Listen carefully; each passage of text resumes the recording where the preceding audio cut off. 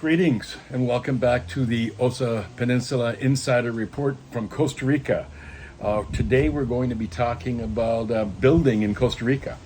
And so we will be covering a number of topics that may be of interest to you. So hang on all the way to the end and hopefully we can save you some time, energy, and money. We're going to talk about 4 or 5, maybe even 6 different items on the list. They're not in any specific order, but I am going to start with what I consider to be the first one. Language skills and how it will affect your performance on building in Costa Rica. It's absolutely the biggest challenge that exists out there. Unless you're a proficient Spanish speaker, be prepared to do one of the following three things. Number one, learn the language. Before you get here and try to tackle something that's a huge responsibility, try to learn the language if possible. Number two, if you can't do that, then hire an interpreter that works for you. I recommend that anybody coming down here spending as much money as many of you are going to spend building a house, one of the smarter things I possibly could do would be to hire an interpreter for their first year here that works specifically for you. That way you're building some loyalty to you and not to anybody else. So definitely an interpreter. And thirdly, if you can't do any of those two, then here's what's probably going to happen. You're going to be looking for professionals that speak your language, in many cases English, so that you can understand what the heck's going on during the entire procedure. Beware. Just because somebody speaks your language doesn't mean that they're trustworthy. Okay? Don't be fooled by that. Don't fall into that giant hole that so many people fall into. Oh, he speaks my language. He must be my friend, or she must be my friend. It doesn't work like that. Okay, so those 3 things are really important. New construction in Costa Rica requires a certain professional input in order to get building permits in the country, especially if you're going to be building probably what most people would consider a luxury house here in Costa Rica. You are going to want to hire an architect who is going to interact with engineers, who between both of them are going to draw plans up based on your criteria on the kind of place that you want to live in. So it's absolutely essential that you, as the purchaser, builder, being the person that finances the building, that you have a great connection with the architect. It's not that important that you need a great connection with the engineers. Architects usually deal with the engineers. As the person building the home, you're going to need a good connection, a great connection with your architect, so he understands you intimately with what you want to do, and obviously the builder. Don't get too hung up too much on the engineers. Architects will do that for you. You need these 3 people in order to get your building permit, and it's going to be done at the municipal level, and you will not get it unless you use and hire the professionals. It's a standard practice here in Costa Rica. Many of you probably are unaware of it because you don't come from a place where you're building your own house. You come from a place where houses are built and you purchase a finished product.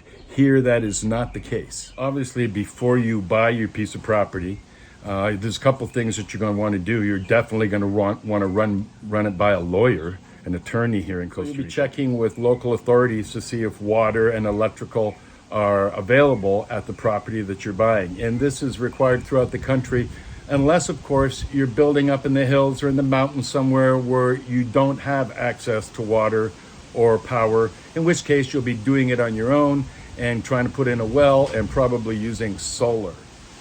Insurance, the concept of insurance is not nearly as utilized here in Costa Rica, probably all of Latin America, as it is in North America and Europe. People are basically living for today and tomorrow and not so much about the possibilities of all the things that can go wrong. Rest assured, if you build yourself a $250,000 home or a $500,000 home or even less than that, insurance is available.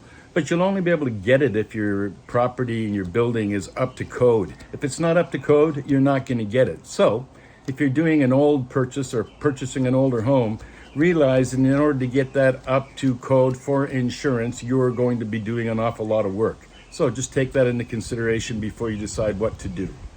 Property taxes in Costa Rica in comparison to North America and probably a big part of Europe are an absolute joke.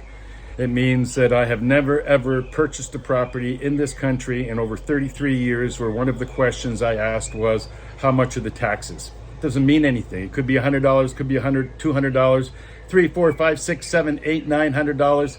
It's nothing in comparison to what you're used to paying. So don't get any body part in a knot because of it. Taxes really are not that big an issue here. They absolutely are not. You'll be surprised when you see the numbers. There is one tax you may want to consider taking into consideration, and that is the luxury property tax, or what's considered the solidarity tax here in Costa Rica.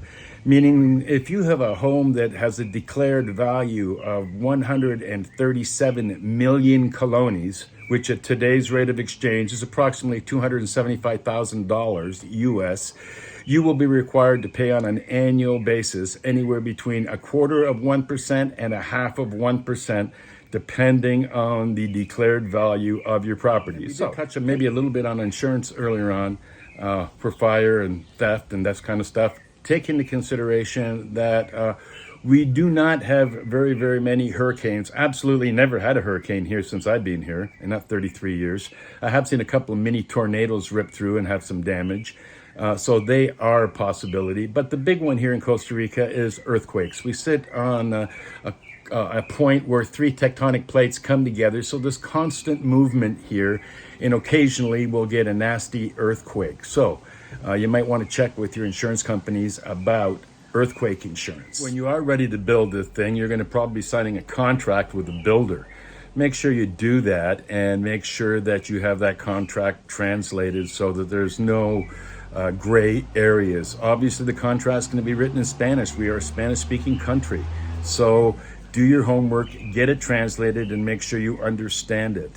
I would also try to be the guy or the woman who controls the purse strings in relation to the purchase, especially the purchase of materials here. All the builders are going to have favorite contractors, people where they buy their supplies, and they're going to negotiate a percentage of the value of the purchases that they are going to receive. So if you want to save yourself some money up front, you do that job. You'll save some money. And also you'll make sure that you're in control of the purse string. Something that you really should be doing when you're down here. Just because it's paradise, don't forget about your common sense, okay? Paradise is beautiful. Common sense is realistic. Let's keep both of those things together when you're working towards a new home in Costa Rica. In the meantime, take care. We'll see you later.